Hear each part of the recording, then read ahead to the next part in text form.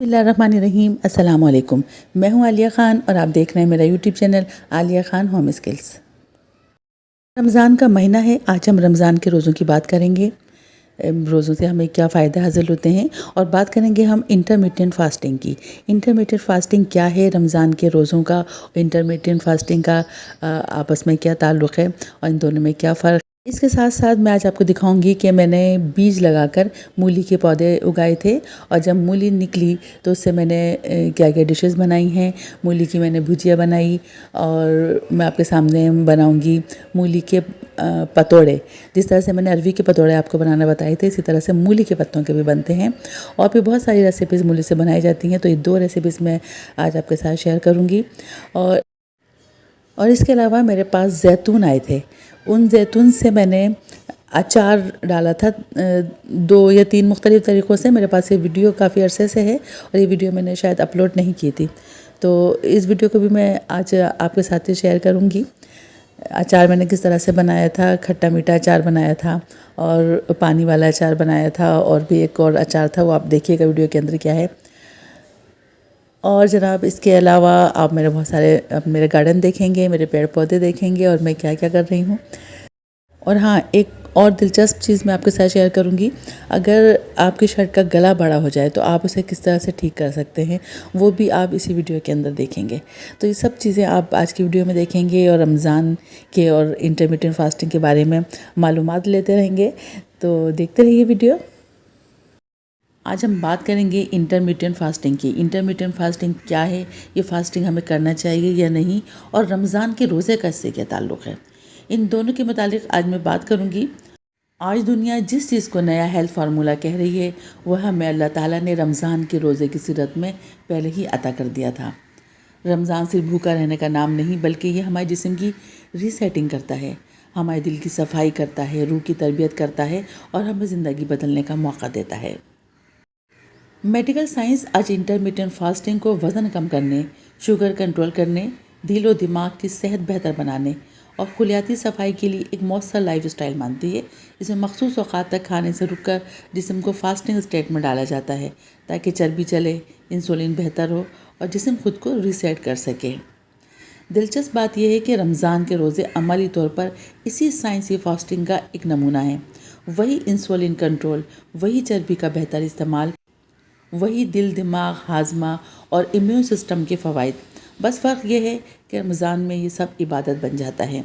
यानी जो चीज़ आज दुनिया सेहत के लिए अपनाती है, मुसलमान सदियों से इसे सवाब के साथ अदा कर रहे हैं। सबसे पहले इंटरमिटेंट फास्टिंग को देख लेते हैं। इंटरमिटेंट फास्टिंग दरअसल खाने का एक तरीक़ा है जिसमें मखसूस वक्त तक खाने से मुकम्मल परहेज़ किया जाता है ताकि हमारे जिस्म को फास्टिंग स्टेट में दाखिल किया जा सके। जब इंसान मुसलसल खाता रहता है तो जिस्म हमेशा फीड स्टेट में रहता है, यानी जो हमारी तवानाई है वो फ़ौरी तौर पर ख़ुराक से हासिल होती है। इस हालत में इंसुलिन बार बार खारिज होती है। इस तरह चर्बी जलने के बजाय वो हमारी बॉडी में ही जमा होती रहती है और फिर वक्त के साथ साथ शुगर, मोटापा और दिल की बीमारियां पैदा होने लगती हैं। लेकिन जब खाना रोक दिया जाता है तो चंद घंटों बाद हमारी बॉडी के अंदर एक बड़ी तब्दीली शुरू होती है। सबसे पहले खून में मौजूद ग्लूकोज इस्तेमाल होता है, फिर जिगर में महफूज ग्लाइकोजन ख़त्म होने लगता है। तकरीबन 8 से 12 घंटे के बाद जिसम मजबूर हो जाता है कि वह तवानाई के लिए चर्बी को तोड़े जो कि हमारी बॉडी में जमा की हुई है। इस अमल को लाइपोलाइसिस कहा जाता है। चर्बी टूटने से कीटोन बॉडीज़ बनती हैं जो दिमाग और पट्ठों के लिए एक नहायत साफ़ और मौसर ईंधन का काम करती है। इसी वजह से इंटरमिटेंट फास्टिंग करने वाले अफराद ज़हनी फोकस, तवानाई और एक्टिविटी में बेहतरी महसूस करते हैं। मेडिकल साइंस के मुताबिक इंटरमिटेंट फास्टिंग का एक बड़ा फ़ायदा यह है कि इंसुलिन बार बार नहीं बनती। जब इंसुलिन कम बनती है तो सेल्स इस पर बेहतर रद्द-ए-अमल देते हैं, जिससे टाइप 2 डायबिटिक का ख़तरा कम होता है। ऑटोफेजी का नाम आपने सुना होगा। ऑटोफेजी वो अमल है जिसमें जिस्म अपने पुराने, ख़राब और गैर ज़रूरी सेल्स को खुद ही ख़त्म करके नए सेहतमंद सेल्स तैयार करता है। जदीद तहक़ीक़ के मुताबिक यही अमल बुढ़ापे को सुस्त करता है, कैंसर के ख़तरे को कम करने और दिमागी बीमारियों से बचाने में मददगार है। इंटरमिटेंट फास्टिंग इस अमल को कुदरती तौर पर एक्टिव करती है। اسی لیے آج دنیا بھر میں اسے اینٹی ایجنگ اور ڈیٹاکس لائف اسٹائل بھی کہا جا رہا ہے۔ دل کی صحت کے حوالے سے اگر دیکھا جائے تو انٹرمیٹنٹ فاسٹنگ کے فوائد خراب کولیسٹرول اور ٹرائیگلیسرائڈز کو کم کرتی ہے، بلڈ پریشر کو بیلنس میں رکھتی ہے اور آرٹریز کی سوزش میں کمی لاتی ہے۔ اسی طرح نظام ہاضمہ کو بھی وقفہ ملتا ہے، جس سے بدہضمی، تیزابیت اور آنتوں کے مسائل بہتر ہوتے ہیں۔ اب یہاں ہم بات کرتے ہیں بیماریوں کی، کس طرح سے فاسٹنگ کرنے سے یا روزہ رکھنے سے ان بیماریوں کے اوپر اثر پڑتا ہے۔ سب سے پہلے بات کرتے ہیں شوگر کے مرض کی۔ آج کل شوگر کا مرض بہت عام ہے، ہر گھر میں تقریباً شوگر کے مریض ہیں۔ جب ہم بار بار کھاتے ہیں تو بار بار انسولین کو کام کرنا پڑتا ہے، بار بار انسولین آتی ہے، لیکن جب ہم روزہ رکھتے ہیں اور کھانا پینا روک دیتے ہیں تو انسولین کو سمجھیں ایک چھٹی مل جاتی ہے، انسولین کو آرام ملتا ہے، اس طرح شوگر کنٹرول میں آتی ہے۔ دل اور دماغ کی اگر بات کی جائے تو روزہ رکھنے سے بلڈ پریشر بہتر ہوتا ہے، کولیسٹرول کم ہوتا ہے، دل کو آرام ملتا ہے۔ اس لیے آپ نے دیکھا ہوگا کہ رمضان میں دل ایک ہلکا سا ہو جاتا ہے، غصہ کم ہوتا ہے، صبر زیادہ ہوتا ہے اور ہمیں پازیٹیو سوچ آتی ہیں۔ یہ کوئی اتفاق نہیں ہے، جسم اور روح دونوں کی صفائی ہے۔ اب اصل فرق یہاں آتا ہے، دنیا انٹرمیٹنٹ فاسٹنگ کرتی ہے صرف اپنے جسم کو صحیح کرنے کے لیے، لیکن رمضان جسم کے ساتھ روح کی بھی تربیت کرتا ہے۔ بھوک لگتی ہے تو احساس ہوتا ہے غریب کا، مسکین کا، ضرورت مند کا۔ غصہ آتا ہے تو صبر سکھایا جاتا ہے، نظر بھٹکتی ہے تو کنٹرول سکھایا جاتا ہے۔ یہی تو تربیت ہے اور یہی ہماری اصل کامیابی ہے۔ یعنی آج دنیا جس چیز کو نیا ہیلتھ فارمولہ کہہ رہی ہے وہ ہمیں اللہ نے رمضان کی صورت میں پہلے ہی عطا کر دیا تھا۔ رمضان صرف بھوکا رہنے کا نام نہیں، یہ جسم کی ری سیٹنگ ہے، دل کی صفائی ہے، روح کی تربیت ہے اور زندگی بدلنے کا موقع ہے۔ بات کرتے ہیں رمضان کے روزے کی۔ یہ انٹرمیٹنٹ فاسٹنگ کی ایک قدرتی شکل ہے۔ رمضان میں بھی انسان ایک کافی لمبے عرصے کے لیے کھانے پینے سے رک جاتا ہے، جس سے ہماری جسم بالکل اسی فاسٹنگ اسٹیج میں داخل ہو جاتا ہے جسے میڈیکل سائنس آج انٹرمیٹنٹ فاسٹنگ کہہ رہی ہے۔ رمضان کے روزے میں بھی انسولین کم ہوتی ہے، چربی جلتی ہے، آٹوفیجی ایکٹیو ہوتی ہے، دل، دماغ اور ہاضمہ بہتر ہوتا ہے، امیون سسٹم مضبوط ہوتا ہے۔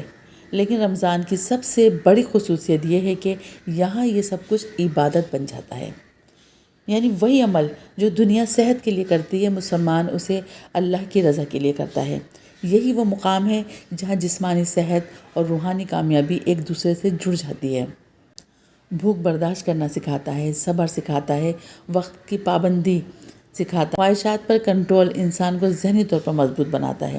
میڈیکل سائنس آج جس ذہنی سکون اور اسٹریس کنٹرول کی بات کرتی ہے، رمضان اسے عبادت کے ذریعے حاصل کراتا ہے۔ یہی وجہ ہے کہ رمضان کے روزے رکھنے سے جہاں جسم کی صحت بہتر ہوتی ہے، ذہن کو سکون ملتا ہے، آخرت کے لیے ثواب بھی جمع ہوتا رہتا ہے۔ اور یہاں پر میں آپ کو سوہجنے کی پھلیاں دکھا رہی ہوں کہ کس طرح سے آپ اسے پکا سکتے ہیں۔ سوہجنے کی پھلیاں صحت کے لیے بہت اچھی ہیں۔ میں بہت بار آپ کو اس کا طریقہ بتا چکی ہوں، لیکن پھر بھی آپ لوگ پوچھتے ہیں۔ ایک بار پھر میں آپ کو بتا رہی ہوں، سوہجنے کی پھلیوں کا سب سے آسان طریقہ تو یہ ہے کہ آپ جو بھی کھانا گھر میں بنائیں شوربے والی، تو اس کے اندر آپ یہ پھلیوں کو چھیل کر کاٹ کر ڈال دیں۔ جب وہ کھانا بن جائے، وہ ڈش تیار ہو جائے، تب آپ اپنی پھلیاں نکال کر آپ انہیں کھا سکتے ہیں۔ اس طرح سے یہ ہوگا کہ جو لوگ گھر میں نہیں کھاتے ہیں تو وہ پھلیاں نہیں کھائیں گے، لیکن ان پھلیوں کے جو منرلز ہیں، وٹامنز ہیں، وہ اس شوربے کے اندر، اس جو آپ نے کھانا بنایا ہے، جو ریسیپی آپ نے بنائی ہے، اس ڈش کے اندر شامل ہو جائیں گے اور ان کی صحت بھی بہتر ہوگی اور آپ کو بھی آپ کی پھلیاں مل جائیں گی۔ اور دوسرا طریقہ یہ ہے کہ جس طرح سے میں یہاں پر بنا رہی ہوں، مسالہ بھون کر اور میں نے یہ پھلیاں اس میں ڈال دی ہیں، یہ بہت جلدی گل جاتی ہیں، بہت دیر تک نہیں گلانا ہوتا، جلدی گل جاتی ہیں۔ بس اس میں اوپر جب یہ پک جاتی ہیں تو اس کا کھانے کا طریقہ بھی یہی ہے کہ انہیں چوس کے کھایا جاتا ہے۔ اندر سے گودا ہوتا ہے، اوپر اس کے چھلکا ہوتا ہے، اس چھلکے کو پھینکتے جاتے ہیں اور اس کی جو گودا ہوتا ہے اسے کھا لیتے ہیں۔ یہ صحت کے لیے بہت اچھی ہے، بنا کر ضرور دیکھیے گا۔ اور یہاں پر آپ یہ شرٹ دیکھ رہے ہیں، اس کا گلا کچھ بڑا ہو گیا ہے، یہ ٹیلر سے سلائی ہوئی شرٹ ہے لیکن گلا اس نے بڑا کر دیا تھا، تو اگر آپ کی شرٹ کا بھی گلا بڑا ہو جائے تو آپ اسے بہت آسانی کے ساتھ چھوٹا کر سکتے ہیں۔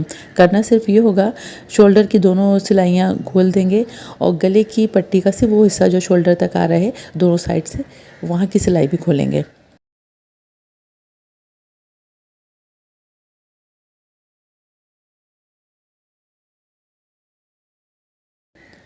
اور پھر شولڈر کو اتنا ہی کٹ کر دیں گے جتنا آپ کو گلا رکھنا ہے، کٹ کر کے اور دونوں شولڈر کو الگ الگ سی لیں گے اور پھر گلے کی پٹی کو جوڑ لیں گے۔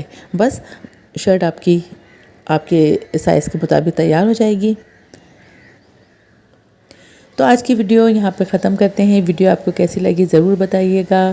بہت ساری چیزیں میں نے آپ کو سکھائی ہیں، بہت سی باتیں آپ سے کی ہیں، آپ مجھے کمنٹ ضرور کیجیے گا۔ چینل کو سبسکرائب کریں، ویڈیو کو لائک کریں، اور نیکسٹ ویڈیو تک کے لیے اجازت دیں۔ اللہ حافظ۔